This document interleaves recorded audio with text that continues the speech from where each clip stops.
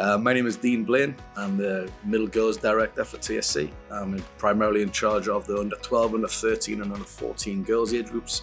I'm also an ECNL Assistant Director as well as RL, and I work with some of the coach education here at TSC as well. So the middle age group girls has got two real focuses. The first one is the under 12 age group. They're coming out of the academy and transitioning into 11v11. So we handle the under 12s very, very differently. This is where we transition them from the 9v9 format into 11v11, but we also focus on the timing of that as well. We have a hybrid system where the pre-ECNL team will typically play 11v11 for that year going forward, whereas the teams below are set into larger pools with 2 or more coaches depending on the numbers. They play 9v9 in the fall and then transition into 11v11 over the course of the winter and then play 11v11 in the spring. The reason we do this is because 11v11 is it's inevitable. It's coming right there at the end of that spring. So we feel that giving them the opportunity to transition during the season is a little more safe for the players. It gives them a little more understanding, but it doesn't just throw them into the deep end as well. The under 13 and under 14s consist of 4 to 5 teams depending on numbers. We include ECNL, RL. Next year the third group will be NPL, and then currently the Premier team is 4th, and then Elite comes underneath that. These teams compete within ECNL and Regional League. Next year will be NPL as well, but we'll also compete within Division 1 State League, Division 2 State League and Division 3 State League. So we try to offer a very, very wide array of platforms, programs and experiences and environments for the players to find some success, some developments and ultimately some enjoyment as well.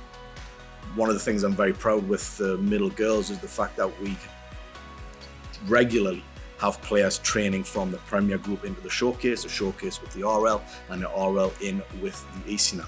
And we feel that's the way to not only better evaluate the player, but to then kind of measure and keep a benchmark of the players who are improving and developing to see if they are ready to commit full time to the next level above. In the Williamson County area, we utilize a lot of different facilities.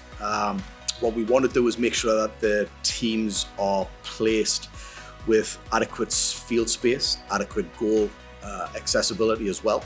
But then we also want to look at the logistics as well in terms of what makes sense for the majority of the players to train in, to limit some of the travel logistics that families have. Obviously, we do have access to Bethesda Park now, which is down in Thompson Station, which is turf fields. So we have been able to utilize the turf facilities when we get rained out. Obviously, you can't control the weather. So when those things happen, we have the access to turf facilities for that so that we don't miss too much of the training. But ultimately, we want to make sure that the players get the adequate space, a surface they can trust, as well as equipment and goal access so that their environment is as challenging, competitive and as successful as we possibly can make it. What separates us and the successes?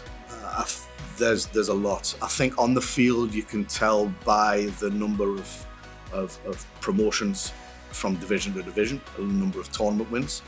I think you can tell on the field by the number of players that are promoted from one team to another based on their development. Off the field, I think you can tell by the dedication and continued education of the coaches that want to be involved with the teams. Off the field, I think you can tell with the way that the teams travel, the way that we hold an extremely high standard and are pretty much exemplary on the road in terms of our behaviour and our community feedback as well, and give back wherever we go. I think some of the other successes we have can either go down to the parents in terms of their behaviour on the sidelines, which is a strange thing to say, but we do. They represent us as well. But also think that the feedback they give tell us that we're on the right track and we're trying to continue to develop and evolve the environment that we put their players in and their kids in. So I think there's a lot to be said about the successes on and off the field.